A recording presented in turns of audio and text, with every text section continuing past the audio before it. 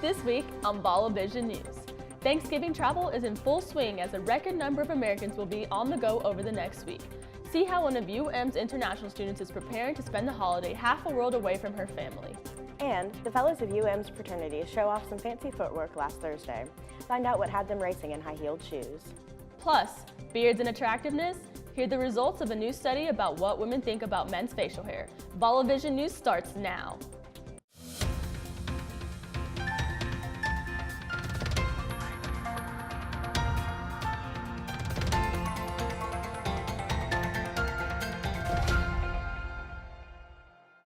Hello, and welcome to Vallo Vision News. I'm Michaela Franklin.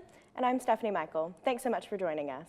With Thanksgiving just days away, the holiday travel crush is set to be the busiest it's been in more than a dozen years. AAA predicts that upwards of 54 million Americans will travel 50 miles or more away from home this Thanksgiving. That's nearly a 5% jump from last year and the highest number since 2005. If you're one of the more than 48 million Americans traveling by car, you could be in for a particularly long journey. Experts predict travel times in the nation's most congested cities could be up to 4 times longer than usual. It's the time of the year that many of us are singing about over the river and through the woods to grandmother's house we go. But imagine if home was half a world away. I sat down with an international student here at UM who shows us how she's preparing for the holiday season. 20-year-old Judith Perez is 4,800 miles away from home. Here, every time I say I'm from Barcelona, Spain, everybody's like, whoa. She's an accounting major here at UM. I really like numbers. I think I'm really good at numbers. Soccer is like... But it's her love for soccer that brought her to the US. Soccer is the way I disconnect from other stuff from school. As the holiday season draws closer, Judith is thinking more about family back home in Spain.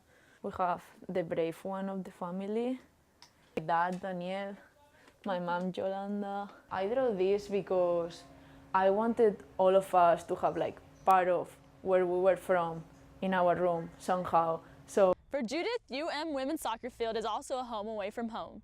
And here she has experienced a holiday not celebrated in Spain. Cheesecake, cherry pie, Thanksgiving. some cobblers. You've never had a cobblers? You've never had a cobbler, like a peach cobbler, a blackberry cobbler. I don't even know what's a cobbler. This year, Judith will be spending Thanksgiving on a farm in Kentucky with her roommate, Allie Darnell. I'm gonna say for Yu, she's probably looking forward to spending a week on the farm. Oh my god, I'm so excited. She's already asked to drive my brother's trucks. And I wanna ride her horses. But for Christmas, Judith will fly across the Atlantic back to Barcelona. I obviously wanna come back to see my people. Proving there is truly no place like home, especially around the holiday season. Although this is not Judith's first Thanksgiving in the U.S., she has been able to experience the different cultures the Southeast has to offer, from Pensacola, Florida to Nashville, Tennessee, and now all the way to Kentucky. Time is running out to register to participate in the City of Montevallo's annual Christmas parade. Completed registration forms must be turned in to the Montevallo Chamber of Commerce office by this Wednesday. We've placed a link to the form on the Vallo Vision News Facebook page. This year's parade will be Thursday, November 29th. Lineup begins at 4:30 in the Montevallo High School parking lot, and the parade will start at 6 p.m. A UM art major has accomplished something that not many before her have been able to do. Senior Rebecca Scholl's BFA exhibition earned a rare perfect score from UM's art faculty. Scholl's work was on display in the gallery in Block Hall from November 4th through the 14th. She titled the exhibit Error 404. Scholl says she wants her art to convey a deeper message about human emotion. Pixelated their faces in order to kind of show a loss of identity. You know, if you kind of want to connect that to social media or just our current, political climate or kind of how we have to live our lives, it kind of goes either way, whichever one you interpret, I guess. Scholl says art is incredibly important in learning empathy and exploring other people's experiences. Men from UM's Interfraternity Council held a race to raise awareness for the Walk a Mile in Her Shoes campaign last Thursday. The catch? Each participant had to wear a pair of high heels. To finish the high heel half mile, the guys had to make 8 laps around the Bibb Graves gym. While some ran their laps, AKL member Jeff Odgers decided to take it slow in his stilettos. We came here to do the high heel half-a-mile race. Came in last, but it ain't about winning. Did my best and had fun at it. The Walk a Mile in Her Shoes campaign helps raise awareness about rape, sexual assault, and gender violence. You can see more about this story on vallovisionnews.wordpress.com.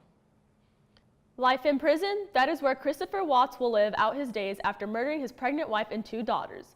The Colorado man was sentenced Monday for killing 34-year-old Shanann Watts, 4-year-old Bella, 3-year-old Celeste, and their unborn son. He took a plea deal to avoid the death penalty. A judge sentenced the 33-year-old to life in prison without parole for the 3 murders and 48 years for unlawful termination of a pregnancy. While a motive for the killings wasn't given, prosecutors did reveal new details on how the victims died.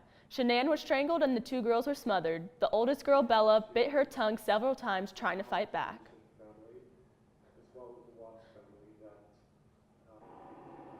Over the weekend, crews searched for the remains of people killed in the Camp Fire in Northern California.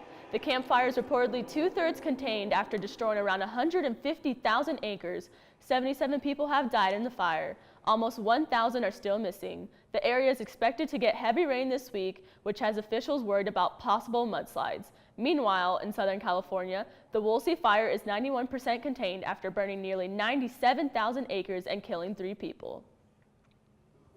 On Saturday, President Trump visited areas affected by the wildfires, including Paradise and Malibu.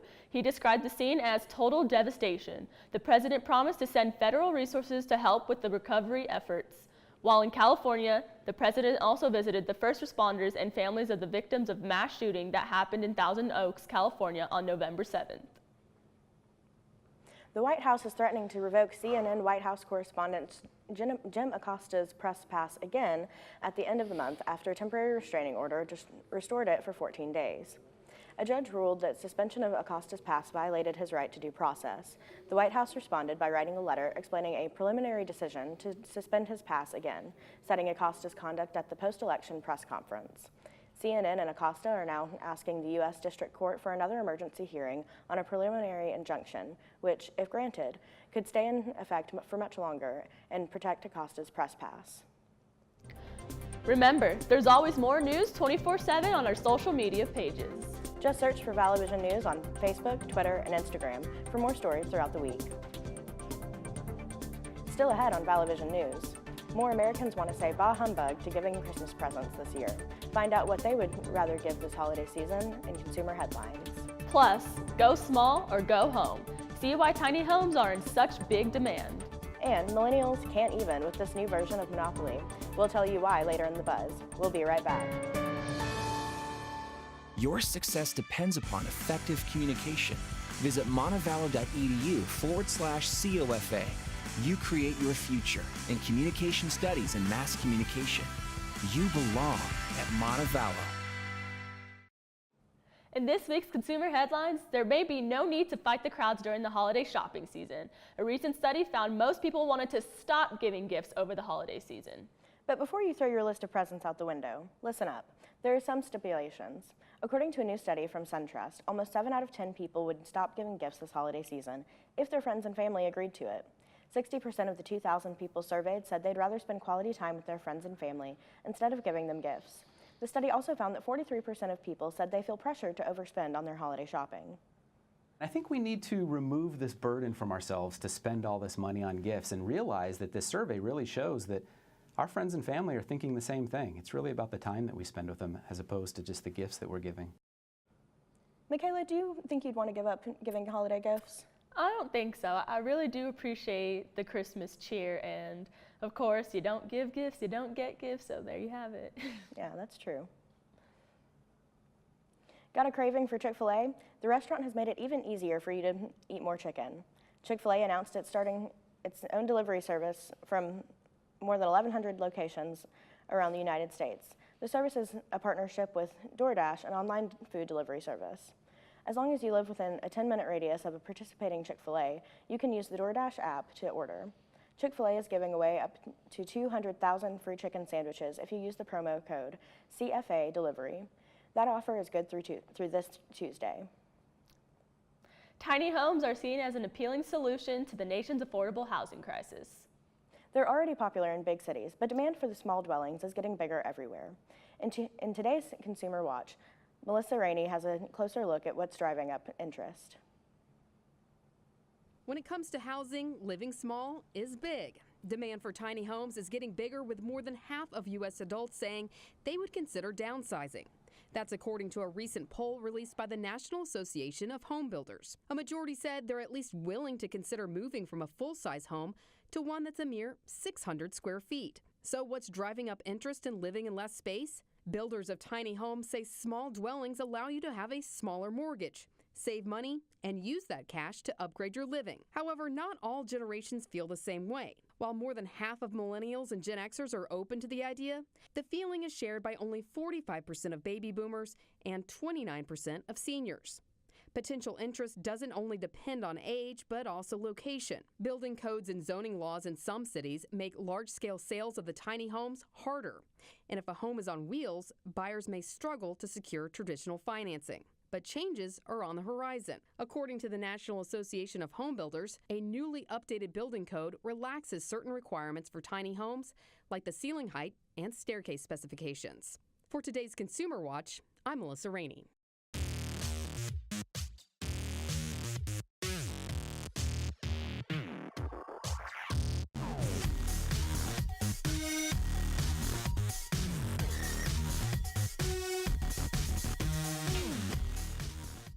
Now it's time for the buzz. Khalil Kyles joins us now for a look at the stories that we're buzzing about. Khalil? Hello, how are y'all? Good, how are you? I'm good, can't complain. We've learned Marvel Comics patriarch Stan Lee has been laid to rest by his family in a small private ceremony. That's according to a tweet from Lee's company, POW Entertainment, which said it was done in accordance with his wishes, that he did not want a large public funeral. Lee died last Monday in Los Angeles at age 95. His company said it's working on putting together a public tribute to Lee. Meanwhile, the website, therealstanlee.com, has become a tribute wall where fans can post thoughts and memories. The world's most beloved mouse turned 90 years old Sunday. Walt Disney's Mickey Mouse made his debut on November 18, 1928, when Steamboat Willie premiered in New York. Mickey was the first cartoon character with a star on the Hollywood Walk of Fame. That honor came in 1978 for Mickey's 50th birthday. Warner Brothers wowed at the box office this weekend. The Harry Potter spin-off, Fantastic Beasts: The Crimes of Grindelwald, topped the box office with a $62.2 million opening in the U.S. It made an estimated $253 million worldwide, surpassing the film's $200 million budget. Men, listen up. Your no-shave November beard might be something to consider year-round. A new study suggests a majority of women who date men really like a guy with facial hair, but not too much. The study surveyed about 8,500 women. They were asked to choose between photos of men with different levels of facial hair. Researchers found a majority of the women preferred men with 10 days worth of facial hair growth, which they described as light to heavy stubble. Next in order of preference were men with full beards, then those with light stubble. Men who were clean-shaven were ranked as the last attractive by participants. The study was published in the Journal of Evolutionary Biology. I mean, I have a beard, and if I do say so myself, I find myself very attractive. But what do you guys have to say about that? I like a little, 5 p.m. shadow, but nothing crazy. Yeah, I don't like the big, Duck Dynasty beards, but I like, having a little bit of stuff. It's like contouring for men. It just brings out your jawline and makes you look a lot better. It gives you, it's the angles, yeah. But you don't want to get too much, because if you have too much then facial it all just hair, goes away. Yeah, and then you have to tame it. That's money. Yeah, it's get a lot food of upkeep. stuck in hair. That's. So how do you take care of yours? Well, I typically do mine myself, and then I'll probably go to a barbershop maybe twice out of a month and have them do it, line it up for me, and then I'll go back behind them and I'll take care of it myself. Nice. I need a little cleanup now as we speak, but oh well, I think I look great. You look great. A new version of Monopoly has hit online stores, and it's geared towards millennials. The new version centers around people born between 1981 and 1996. The tagline for the new game is, "Forget real estate, you can't afford it anyway." In this version of the board game, players don't buy up properties. Instead, they buy experiences, like going to a 3-day music festival, a week-long meditation retreat, or crashing on their friend's couch. Play pieces include a smiley face and a hashtag. So, Monopoly? I mean, this game should be easy. it's our life, basically. Yeah, I like that they've remastered it for a more relatable generation of something that we can actually play and understand. I think this will definitely be something that will be really fun for college students to play with their friends because it's so relatable, and I think it's a genius idea. I can't wait to play with the smiley face game piece. I saw like they had like a little penguin game piece, but I don't know if that's really true or not. I'm excited though. Yeah, we'll have to see. It'll be great. The two turkeys up for a presidential pardon this Thanksgiving holiday, and their names are Peas and Carrots. It's likely President Trump will choose to spare them both. The South Dakota-grown birds arrived in Washington Sunday, and on Monday, the turkeys were introduced at the Willard Intercontinental Hotel. The turkeys are set to meet President Trump on Tuesday, but only one can be named National Thanksgiving Turkey. If you'd like to have a say, go to the White House Twitter page to cast your vote. Gobble, gobble. What do you think about this one? I mean, I don't really care. I'm going to eat regardless. Yeah. I don't really care about all of that. I don't understand why these turkeys are getting like VIP treatment. Like they're probably staying in a hotel nicer than anything I've ever seen. Yeah. With their own that's rooms, crazy. That's own crazy. bed. But what will a turkey do with a hotel room? Exactly. Eat, sleep, poop, repeat. Will the turkeys eat other turkeys for Thanksgiving? Absolutely not. You don't think so? I don't think so. I wonder what's all going to come in their rooms. I'm thinking a gourmet steak for them. Maybe. We'll see. That's all the time we have for today's show. Remember, there's more campus and community news on our website. Just head over to vallovisionnews.wordpress.com to see stories from mass communication student reporters throughout the week. Thanks for watching, and be sure to tune in to ValloVision News again next week for our final show of the semester. From everyone here at ValloVision News, have a safe and happy Thanksgiving. At Montevallo, student safety is our priority. That's why our stunning college campus is one of the safest in Alabama. We're a tight-knit community looking out for one another, and we'll keep a lookout for you on campus. Visit YouBelong at montevallo.com to learn more.